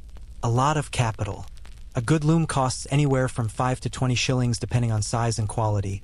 That's 60 to 240 pence, which represents anywhere from 10 to 40 days of wages for a journeyman, assuming you spend literally nothing else during that time. And you don't need just one loom. A viable workshop needs multiple looms to be competitive. Plus you need the physical space, tools, raw materials to start production, and guild membership fees that could run another several shillings or more. Let's be conservative and say you need about £3, 720 pence, to set up a minimal workshop. As a journeyman earning 5 pence per day, and assuming you could somehow save half your wages, which you can't because you need to eat and have shelter, you'd need almost 6 years of perfect savings to accumulate that capital. But you can't save half your wages because you'd literally starve. Realistically, if you're incredibly frugal and lucky, you might save a pence or two per week. At that rate, you're looking at decades to accumulate enough capital to become independent. Most journeymen never make it. They work their entire lives for wages, producing wealth for others. The masters, meanwhile, are running the math in the opposite direction. They've got minimal labor costs because apprentices are free and journeymen are paid subsistence wages. Their main expenses are raw materials and guild fees, both of which are offset by the high prices their cloth commands in the market. A successful master weaver could accumulate significant wealth over a career, potentially investing in property, lending money at interest, diversifying into merchant activities. The gap between masters and journeymen isn't just about skill or experience. It's structural economic exploitation disguised as professional hierarchy. Here's a quirky historical detail that reveals how the system worked. Many journeymen remained perpetually in debt to their masters or to other creditors. They'd borrow against future wages to cover immediate expenses, paying interest that kept them underwater financially. Some masters actually preferred this arrangement because indebted workers were less likely to leave or cause trouble. It's the medieval version of company stores and wage slavery, except with fewer legal protections and more physical violence as an enforcement mechanism. The piece rate system, where it existed, was another way to squeeze workers. Instead of daily wages, you got paid per yard of cloth produced, which sounds like it might reward productivity until you realize the rates are set so low that you have to work insanely long hours to earn subsistence income. And if your work gets rejected for quality issues, remember those guild inspectors. You've produced nothing compensable. You worked, you get nothing. The risk is entirely on you, while the master profits either way because he can just dock your pay or refuse payment entirely for substandard work. Historians still argue whether the medieval economy was genuinely proto-capitalist, with labor markets and wage negotiations, or more feudal with fixed social relationships. The textile industry evidence suggests it was transitioning toward capitalist relations, with workers selling labor for wages and masters accumulating capital, but without any of the later protections that made capitalism minimally tolerable for workers. You got the exploitation without the eventual reforms. The seasonal variation in work makes the economic situation even more precarious. Textile demand fluctuated with seasons, fairs, and economic conditions. During busy periods, you might work insane hours. 16-hour days were not uncommon during peak production times. But during slow periods, you might work reduced hours or get laid off entirely. Journeymen had no guaranteed employment, no unemployment benefits, no safety net. A slow season meant you were scrambling to find alternative work or going hungry. Masters weathered these fluctuations by cutting labor costs, meaning the truck system, where workers were paid partly or entirely in goods rather than cash, was another economic trap. Your master might provide food and lodging and count that against your wages at inflated values. You think you're earning 6 pence per day, but when you actually calculate what you're getting versus what he's claiming it costs, you're receiving maybe 3 or 4 pence of actual value. And you can't really argue because he controls your employment, your housing, your food, and potentially your future in the trade through guild connections. Women in textile work got an even worse deal, which is saying something given how bad the general situation was. Women did enormous amounts of spinning, carding, and other preparatory work, often in their own homes as piecework. They were paid a fraction of what men earned for comparable labor. A woman spinning all day might earn a penny or two, barely enough to buy food for that day, with no prospect of advancement into better-paying weaving or master status. The economic structure was misogynistic even by medieval standards, which were already pretty misogynistic. Child labor was common and economically rational from the master's perspective. Children could do certain tasks. They required less food than adults, and they could be paid even less. Families in textile-producing regions often had their children working from age 7 or 8, contributing to household income because adult wages alone weren't sufficient. So the exploitation was multi-generational, with children's childhoods sacrificed to supplement inadequate family earnings from the same industry. The contrast between the wealth generated by textile production and the poverty of textile workers is stark when you look at the bigger picture. Cloth merchants were among the wealthiest people in medieval cities, financing cathedrals, holding political office, living in luxury. Guild masters lived comfortably, often owning property and employing multiple workers. And then there's you, the person actually making the stuff, living in a corner of a workshop, eating bread and soup, wondering if you'll ever accumulate enough to escape the situation. The taxation system made things worse because taxes were often regressive, hitting the poor harder than the wealthy as a percentage of income. There might be taxes on basic goods, tolls for entering cities with goods, market fees, and various other extractions. Your minimal wages were being nibbled away by these constant small deductions. The wealthy paid taxes too, of course, but they could afford them and often found ways to minimize their burden through various arrangements and exemptions. Let's talk about the math of a single day's production to really hammer this home. You wake at 4 a.m., work until dark. Call it 14 hours in spring or fall. You've been weaving a standard worsted cloth, and you manage to produce about 3/4 of a yard in that time. That cloth will eventually sell for about 18 pence per yard. So your day's production is worth roughly 13 to 14 pence at market. You're being paid 5 pence for that day's work. The raw materials, yarn, dyes, etc., might account for another 3 or 4 pence of cost. So out of 13 pence of market value, roughly 4 pence goes to materials, 5 pence goes to you, and the remaining 4 pence is the master's profit. He's earning nearly as much as you per yard, except he's supervising multiple looms and workers, so he's multiplying that profit across the entire workshop while doing a fraction of the physical labor. The worst part is that this economic structure is completely normalized and accepted. The idea that workers might deserve a larger share of the value they produce, or that accumulation of wealth by a small class of masters while workers remain poor might be unjust. These aren't concepts that have mainstream traction yet. The social order is considered divinely ordained. Masters deserve their position because they've achieved it through skill and God's favor. Workers are poor because that's their station. Questioning this gets you labeled as troublesome or heretical. There are occasional workers' revolts. The Flemish textile workers rebelled multiple times in the 14th century. English workers joined the Peasants' Revolt of 1381. Various cities saw guild conflicts between masters and journeymen. But these were usually put down brutally, and they rarely resulted in sustained improvements for workers. The economic structure was too entrenched, too supported by legal and religious authority, too beneficial to the people with power for meaningful reform to take hold. You can't even console yourself with the idea that hard work will pay off eventually because the evidence is all around you that it won't. You see journeymen in their 40s and 50s who've worked this trade their entire adult lives and are still earning daily wages, still one bad season away from destitution, still no closer to independence than they were 20 years ago. You see the master getting wealthier while his workers age and break down and get replaced with younger bodies. The system doesn't reward hard work, it extracts it. The psychological toll of this economic reality is insidious. You're constantly calculating whether you can afford things, whether you dare spend a halfpenny on something that might bring you a moment of pleasure, whether you should try to save that penny or just spend it because what's the point, you'll never accumulate enough to matter anyway. It's a poverty mindset that gets internalized, that shapes how you think about yourself and your possibilities. And there's the added insult that you're participating in an economy that doesn't even work on consistent currency. Medieval England had pounds, shillings, and pence as units of account, but actual coins didn't necessarily match those denominations.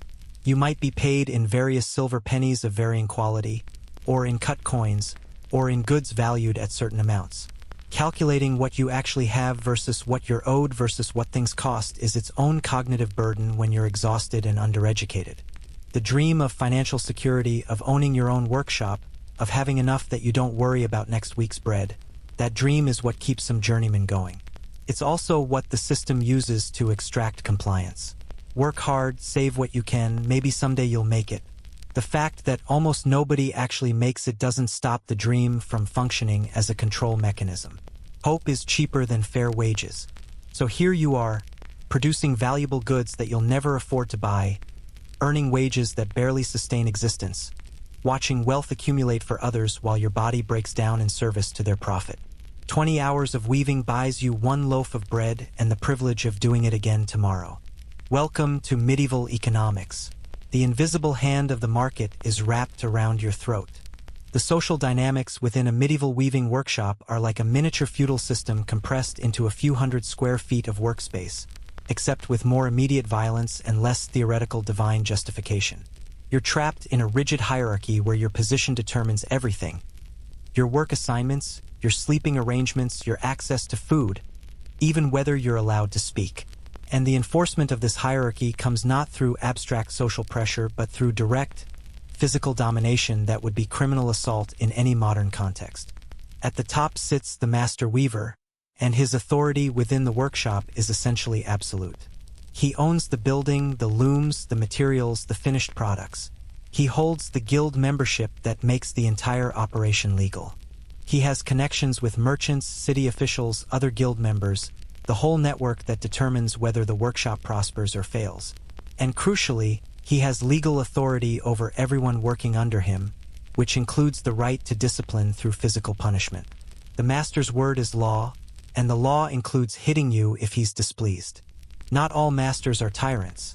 Some are decent human beings who treat their workers with relative fairness and see apprenticeship as genuine education rather than just exploitation. But the system doesn't require masters to be decent.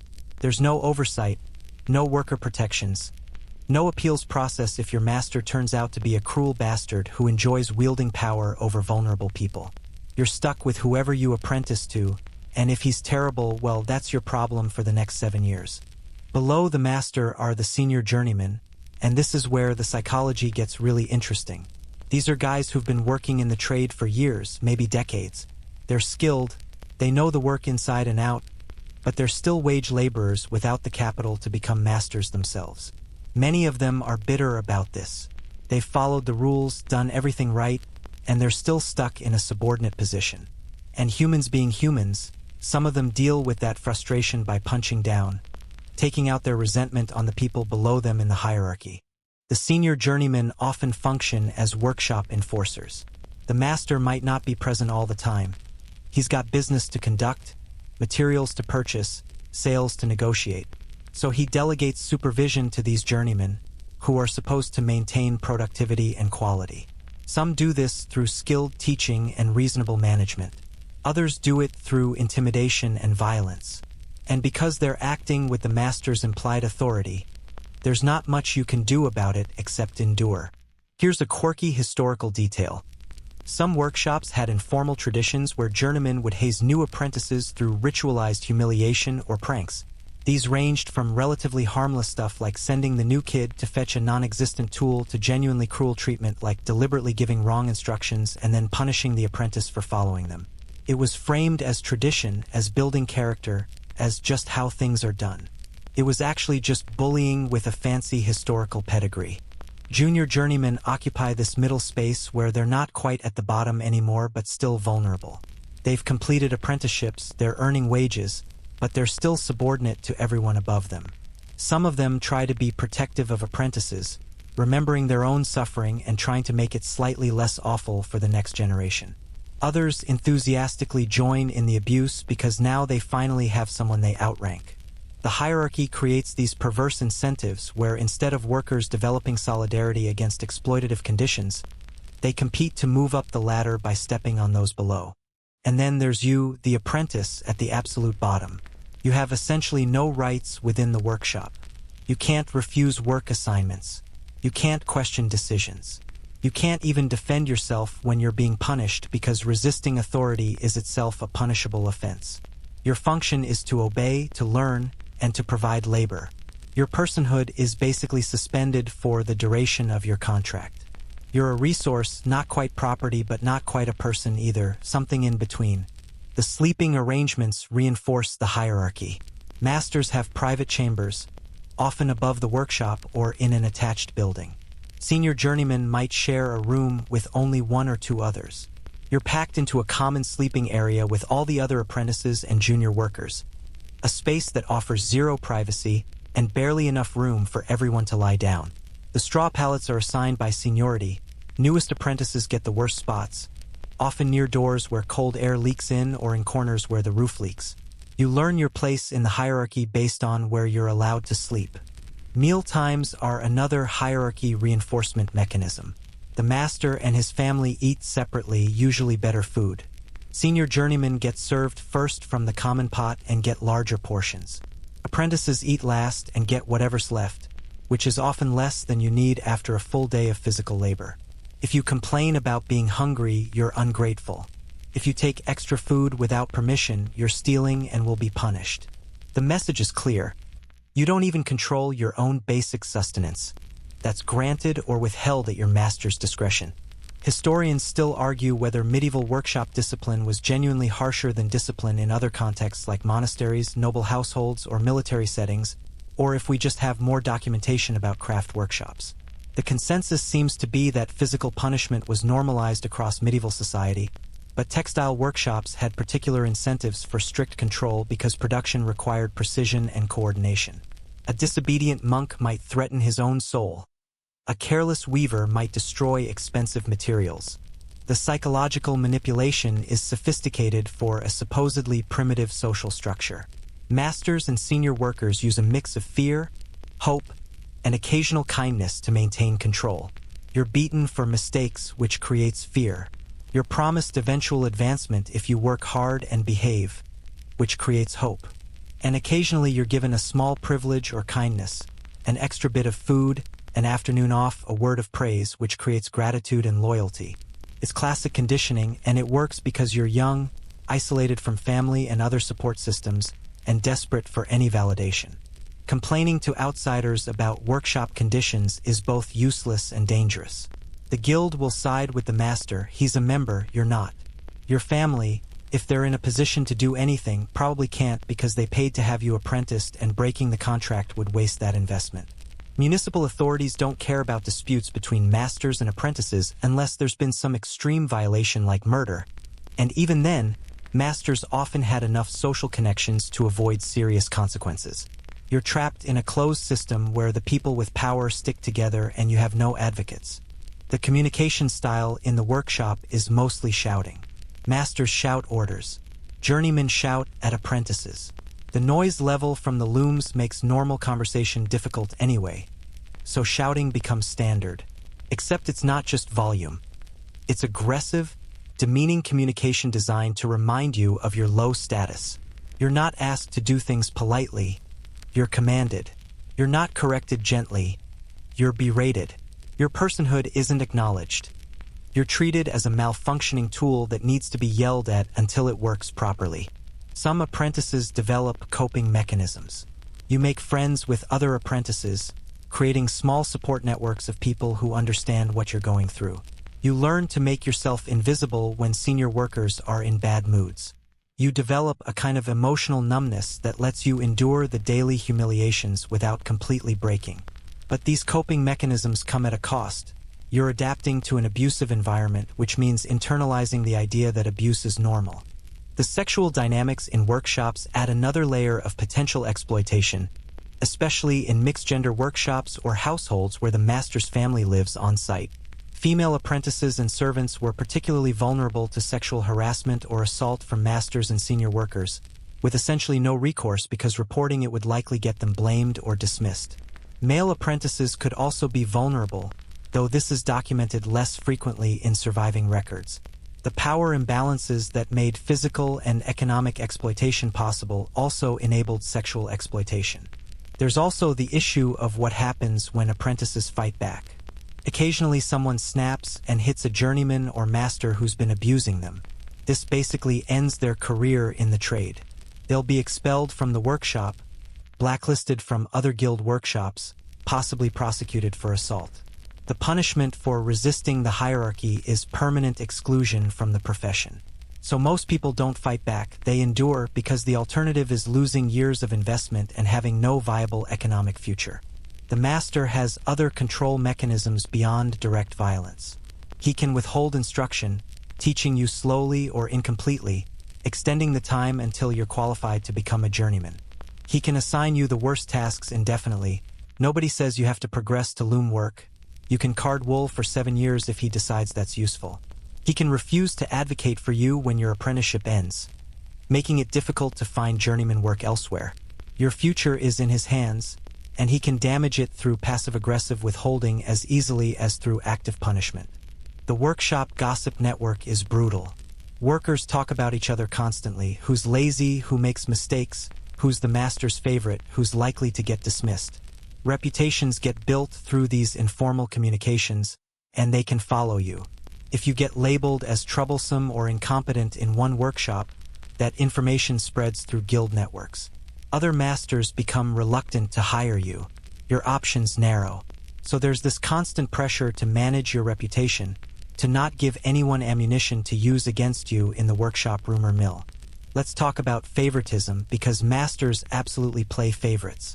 Some apprentices, often those from families with connections, or those who are particularly talented, or sometimes just those whose personalities mesh well with the master, get preferential treatment.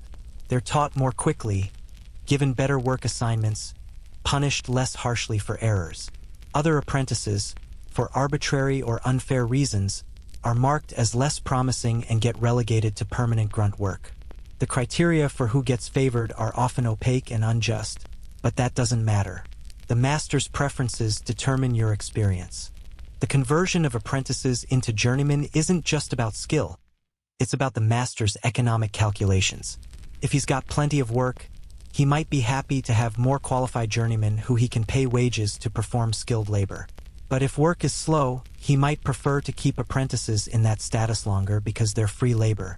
Your advancement isn't about your merit. It's about whether promoting you serves the master's interests at that particular moment. There's this perverse social contract where the worse you're treated, the more you're supposed to prove your worth by enduring it without complaint. Suffering becomes a credential.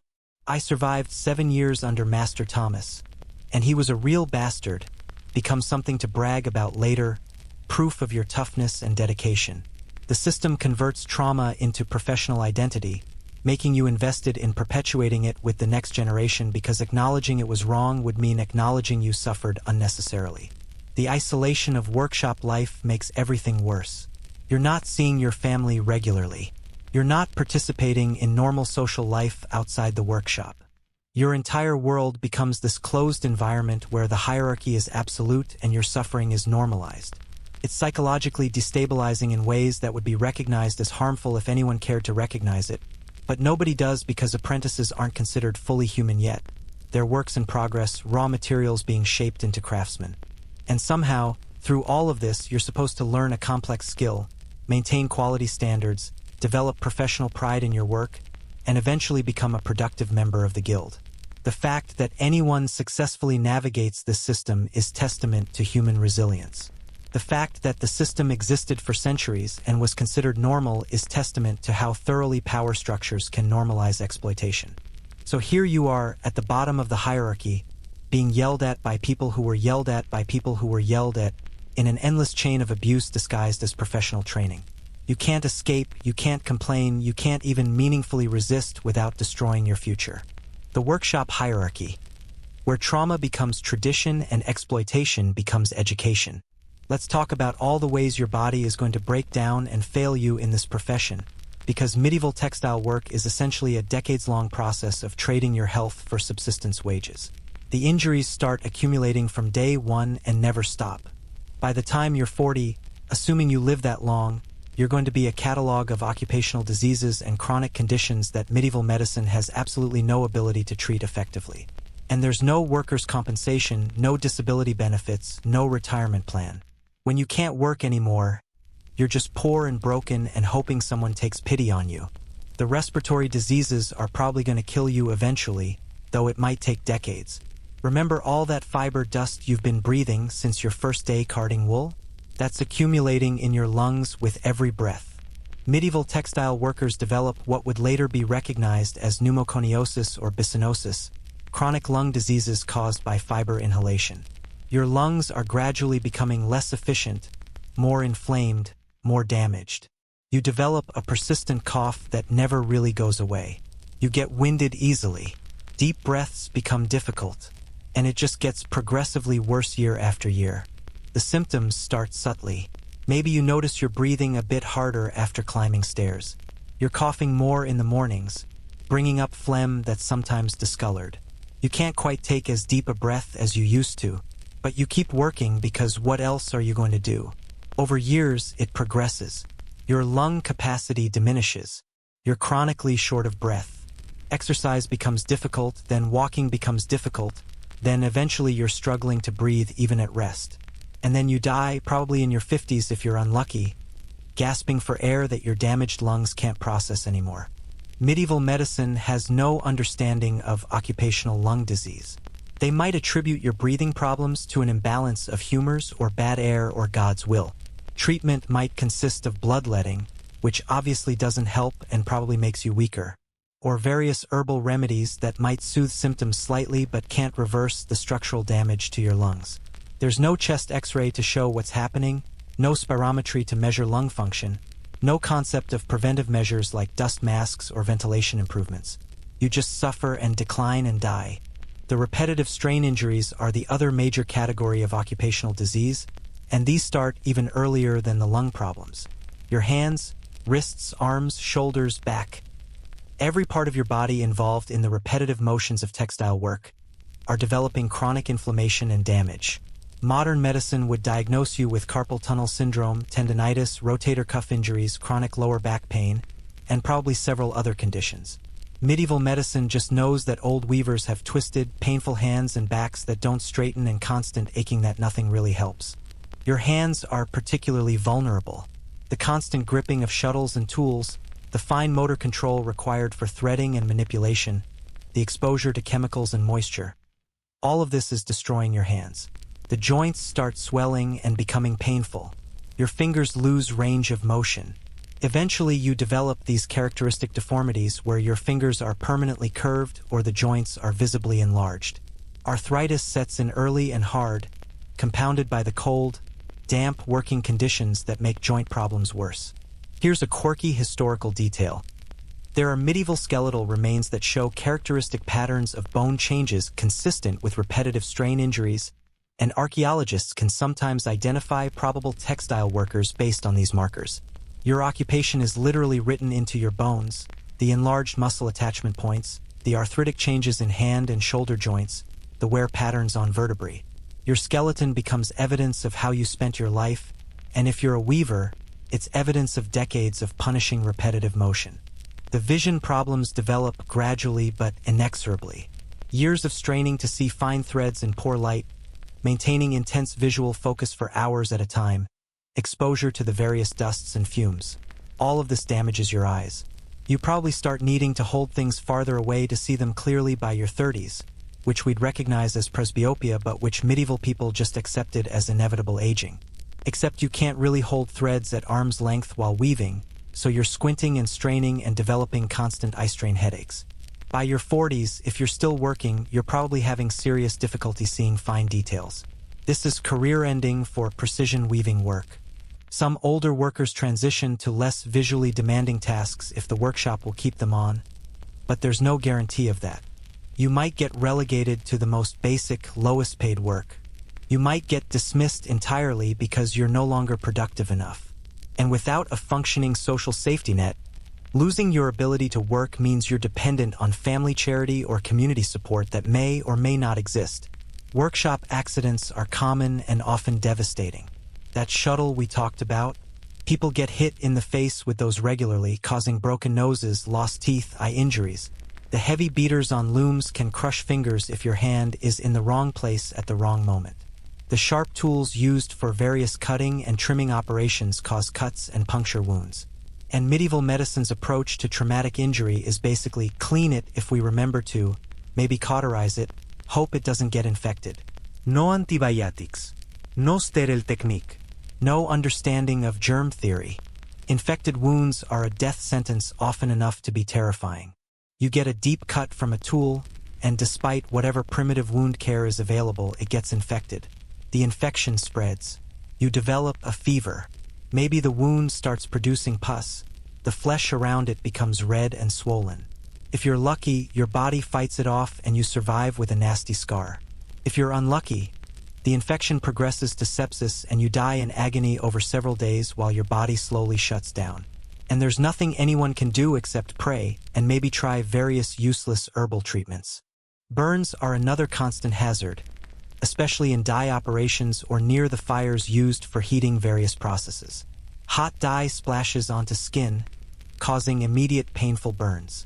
Fabric or clothing catches fire from proximity to open flames. People lean over pots and get steam burns on faces and arms. And medieval burn treatment is rudimentary at best. Maybe some application of honey or oils, wrapping in cloth and hoping for the best.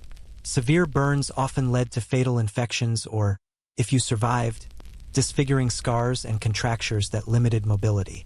The chemical exposures we talked about in the dyeing section have long-term health effects that manifest over years. Chronic exposure to heavy metals like lead and arsenic causes neurological damage, tremors, cognitive impairment, peripheral neuropathy. You might develop this characteristic tremor in your hands, or start having trouble with memory and concentration, or experience pain and numbness in your extremities. Medieval people attributed these symptoms to aging or various supernatural causes because they had no framework for understanding cumulative chemical toxicity. Historians still argue whether medieval workers had any awareness of the connection between their occupational exposures and their health problems. Some evidence suggests that people noticed that workers in certain trades developed characteristic illnesses, but without a scientific understanding of causation, they couldn't do much with that knowledge. The trade was considered inherently unhealthy. You accepted that as part of choosing or being forced into that profession. Malnutrition compounds everything. You're chronically underfed, not getting enough protein, probably deficient in various vitamins and minerals. This impairs your immune system, makes you more susceptible to infections, delays wound healing, and contributes to various deficiency diseases. Scurvy from lack of vitamin C, rickets from lack of vitamin D, anemia from lack of iron, these are all common in poor medieval populations, and textile workers are definitely in that category. Your body is trying to recover from daily damage while operating on inadequate nutrition, which is a losing battle. The tuberculosis risk is substantial because you're working in crowded, poorly ventilated spaces with people who might be infected, and TB is highly contagious. The chronic lung irritation from fiber dust probably makes you more susceptible to TB infection. If you contract active tuberculosis, you're looking at a wasting disease that slowly kills you over months or years, making you progressively weaker and thinner, causing fevers and night sweats, eventually drowning you in fluid from your own damaged lungs. And you're probably spreading it to your fellow workers while you're symptomatic because isolation and quarantine aren't really practiced effectively. The dental problems deserve mention because medieval nutrition and hygiene weren't great for teeth.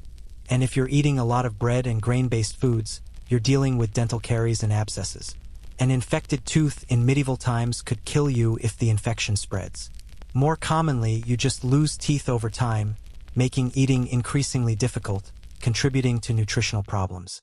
By middle age, many people were missing multiple teeth or had mouths full of painful, rotting teeth they couldn't afford to have extracted. Let's talk about what happens when you get sick and can't work. As a journeyman earning daily wages, if you don't work, you don't get paid. There's no sick leave. If you're too ill to work for a few days, you've lost those wages and probably don't have savings to cover the gap. You're borrowing money or going hungry or both. Extended illness can push you into debt that you'll struggle to escape. The economic consequences of illness make the health consequences even worse because you're stressed about money while trying to recover. The master might provide some support if you're a valued worker or if he's a decent human being, but there's no requirement that he do so. Some masters would continue providing food and shelter to sick workers. Others would dismiss them as soon as they became unproductive. It depended entirely on the individual master's character and economic situation. Your health crisis might or might not end your employment, and you won't know until it happens. Workshop fires were a genuine terror because they could kill you directly through burns and smoke inhalation, or indirectly by destroying your livelihood. Wooden buildings full of flammable materials, heated by open flames with minimal fire safety measures, these workshops burned regularly. If you were inside when a fire started, your survival depended on getting out fast, which wasn't always possible. Even if you survived, the destruction of the workshop meant loss of employment, and rebuilding took time during which you weren't earning. The physical exhaustion from chronic overwork weakens your body's ability to resist disease and recover from injury. You're operating on insufficient sleep, inadequate nutrition, constant stress, and punishing physical labor. Your immune system is compromised. Your body never gets adequate rest to heal. Minor injuries that should resolve in days take weeks. Illnesses that a well-rested, well-fed person might shake off in a few days lay you out for a week or more. The cumulative effect is that you're aging faster than you should, your body wearing out prematurely from the constant strain. Medieval medicine, such as it existed, was expensive and often useless or actively harmful. A visit from a physician, if you could even afford one, might result in treatments like bloodletting that weakened you further, or expensive medicines that did nothing. Most workers relied on folk remedies, herbal treatments passed down through families, prayers to saints associated with healing, or just suffering through and hoping their bodies recovered. The lack of effective medical intervention meant that treatable conditions became chronic or fatal. And here's the real psychological horror. You watch this happen to the older workers around you. You see journeymen in their 50s who can barely straighten their backs, who wheeze with every breath, who can't grip tools properly anymore because their hands are too arthritic. You see people develop the chronic cough that you know means their lungs are failing. You see workers suddenly absent because they died from an infected wound or a fire or just wore out. This is your future, assuming you live long enough to reach it. There's no mystery about what's going to happen to your body. The path is clear: gradual deterioration, accumulating injuries and diseases, progressive loss of function, and eventually death that probably comes earlier than it should and is often painful and undignified. And you can't avoid it because this is your profession, your source of income, your survival. You trade your health for the ability to eat and have shelter, and it's not a good trade, but it's the only one available. Your body is the price of admission to economic participation in medieval textile production. And the industry will extract every bit of value from it before discarding you. So after everything we've discussed, the brutal hours, the dangerous conditions, the exploitative economics, the physical abuse, the health hazards that are slowly killing you, you might think the logical response would be to escape this nightmare profession and find literally anything else to do with your life. Except you can't. Or more accurately, you theoretically can, but the practical, legal, social, and economic barriers to escape are so overwhelming that most people never manage it. Welcome to the final trap. The realization that you're essentially locked into this life for its duration, however long or short that turns out to be. The apprenticeship contract is the first and most obvious barrier. You signed it, or more likely your family signed it on your behalf when you were too young to understand what you were agreeing to, and it's legally binding. 7 years of service to your master in exchange for training. If you try to leave before completing the term, you're breaking a legal contract, which makes you a fugitive. The guild will declare you such, and other guild workshops are forbidden from employing fugitive apprentices. You're blacklisted from the trade you've been training for, which means those years of suffering were completely wasted. But it gets worse. The municipal authorities will enforce the contract if your master pursues it, which he probably will because apprentices represent valuable free labor. You can be forcibly returned to your master's custody. And now you don't just owe the remainder of your original contract. Many jurisdictions allowed masters to extend the term to compensate for time lost while you were absent. Run away for 6 months, get caught, and you might owe an additional year of service beyond your original 7. The penalty for trying to escape is more time trapped in the system you were trying to escape from.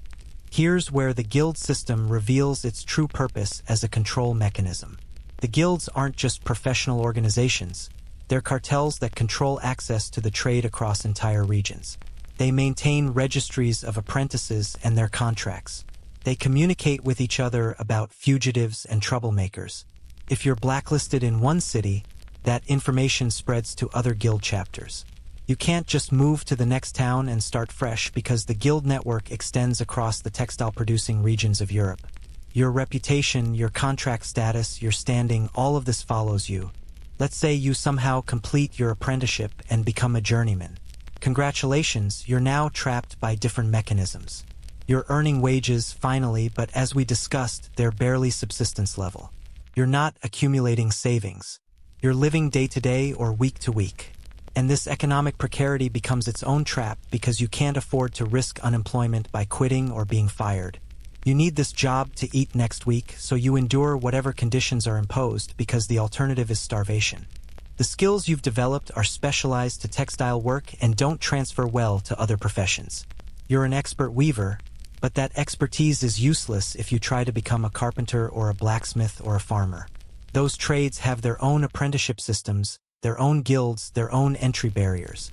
You're too old and too poor to start over as an apprentice in a different trade. Apprenticeships are for young people whose families can afford to support them through the training period. As an adult who needs to eat every day, you can't go back to being an unpaid apprentice for 7 years. So you're locked into textile work by virtue of where you've invested your human capital.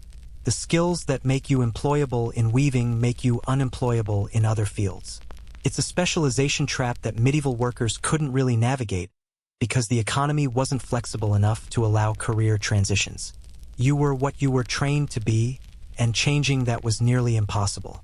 The social expectations and family pressure add another layer of entrapment. If your family paid to have you apprenticed, they expect you to complete the training and enter the trade. Walking away means you've wasted their investment and brought shame on the family. If you come from a weaving family, and many textile workers did because the trade ran in families, then leaving the profession means rejecting your heritage, your family's identity, your social position. The cultural weight of these expectations is enormous in a society that values tradition and hierarchy. There's also the issue of where you'd go if you left. Medieval society wasn't highly mobile. Most people lived and died within a few miles of where they were born. Travel was expensive, dangerous, and legally complicated. You needed permission to enter many cities. You needed documentation of who you were and where you came from. Running away meant becoming a vagrant, which was itself criminalized. Towns didn't welcome strangers with no visible means of support or social connections. You'd be viewed with suspicion, possibly arrested, probably unable to find work. Historians still argue whether medieval society was more or less geographically mobile than often assumed, with some evidence of significant movement for trade, pilgrimage, and seasonal labor. But for a young textile worker trying to escape their trade, the barriers were substantial. You needed money for travel, a destination where you'd be accepted, and some plan for supporting yourself once you arrived. Most people lacked all three. The guild also controlled entry into master status, which means even if you serve out your journeyman years and theoretically qualify to become a master, you need guild approval. And the guild has every incentive to limit the number of masters because more masters means more competition, which drives down prices and profits. So they make the requirements stringent: expensive masterpiece submissions, high membership fees, political connections, sometimes literal familial connections to existing members. The majority of journeymen never clear these barriers. This creates a permanent class of skilled workers who will never achieve economic independence. You're going to work for wages until you physically can't anymore, and then you're going to be poor and dependent on charity or family support if you're lucky, or you're going to die in poverty if you're not. There's no upward mobility for most people. The system is designed to keep you in your place, extracting your labor throughout your productive years and discarding you when you're used up. Let's talk about the psychological internalization of this trap, because it's insidious. After years in the system, many workers stop even conceiving of alternatives. This is just how life is. You're a weaver, you'll always be a weaver, this is your lot. The possibility of doing something else becomes literally unthinkable, not because you consciously rejected it, but because the system has shaped your understanding of what's possible. It's learned helplessness on a societal scale. Some people do escape, of course.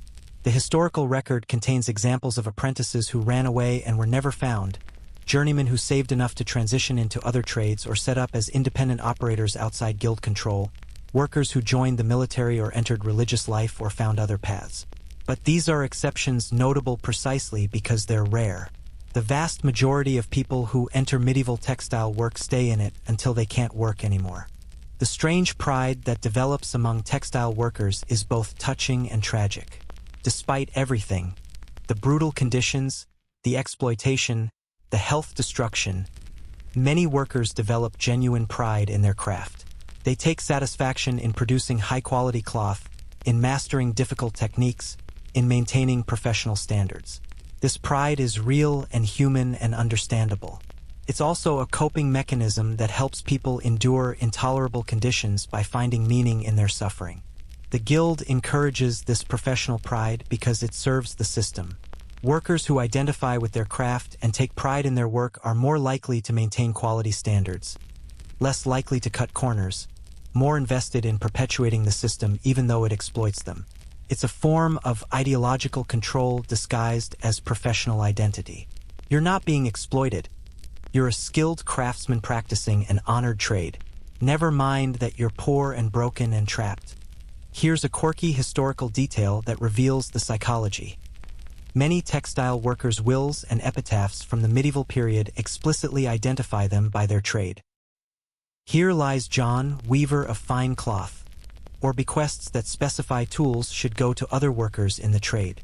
Their professional identity was central to how they understood themselves, which suggests both genuine pride in craftsmanship and the complete subsumption of personal identity into occupational role. You weren't just a person who worked as a weaver, you were a weaver, full stop.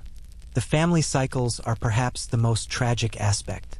Textile workers often had their children enter the same trade, partly because it was familiar, partly because they had connections that could secure apprenticeships, partly because they couldn't afford to apprentice their children into better trades that required higher fees. So the exploitation becomes generational. You suffered through an apprenticeship, and then you facilitate your own child's entry into the same suffering, because what else can you do? You're passing down trauma disguised as opportunity. And some of those children who become apprentices will experience the same realization you did, that they're trapped in a system that will grind them down over decades. And they'll endure it, and some of them will have children, and the cycle will continue. The system perpetuates itself through generations, each one training the next to accept conditions that should be unacceptable. The alternative careers available to medieval people without capital or connections were mostly worse. Agricultural labor was even more brutal and offered no path to improvement. Military service was dangerous and often didn't pay. Unskilled urban labor was scarce and unreliable. Begging or crime were options if you were desperate enough, but they led to harsh punishments. For all its awfulness, textile work at least offered some stability, some community, some structure. It wasn't good, but it might be the best bad option available. This is the final psychological trap, the realization that even though this profession is destroying you, the alternatives might be worse. So you stay not because you want to, but because leaving seems even more frightening than staying. It's like being in a boat that's slowly sinking but too far from shore to swim safely. You're going down either way. At least in the boat you have some illusion of control. The master's control extends beyond the workshop through debt, reputation, and connections. If you owe your master money, which many journeymen did, you can't leave until it's repaid. If you leave on bad terms, he can damage your reputation in ways that make finding other work nearly impossible. If you need references or recommendations for future employment, antagonizing your current master is self-destructive. So even journeymen who are nominally free to change employers are constrained by these informal control mechanisms. The guild's monopoly on the trade means that even if you wanted to practice weaving independently, outside the guild system, it's illegal. You'd be an unlicensed operator, subject to fines or prosecution. The guild actively pursued such people because they threaten the monopoly. So you can't even take your skills and try to make it on your own. The legal structure prevents it. You're either in the guild system or you're not weaving professionally at all. And after years or decades in the trade, your body is so damaged that you probably couldn't perform heavy labor in other fields anyway. Your lungs are compromised, your joints are arthritic, your back doesn't work right. You're specialized physically as well as in skills. Your body has adapted to the specific movements of textile work and is less capable of other types of physical labor. You're trapped in the trade partly because you've been physically shaped by it. The final realization, if you're honest with yourself, is that you wouldn't know how to live any other way. The workshop routine, the rhythm of the work, the social structure of the trade, it's become your entire world. Leaving would mean not just changing jobs, but reconstructing your entire identity and social existence. Most people don't have the psychological resources or imagination to do that, especially when they're exhausted and beaten down by years of grueling labor. So you stay, you endure. You find what small satisfactions you can in the work, in friendships with fellow workers, in the occasional pride of a job well done. You tell yourself it could be worse, and you're probably right. You watch younger workers enter the trade and feel some complex mix of sympathy and resentment.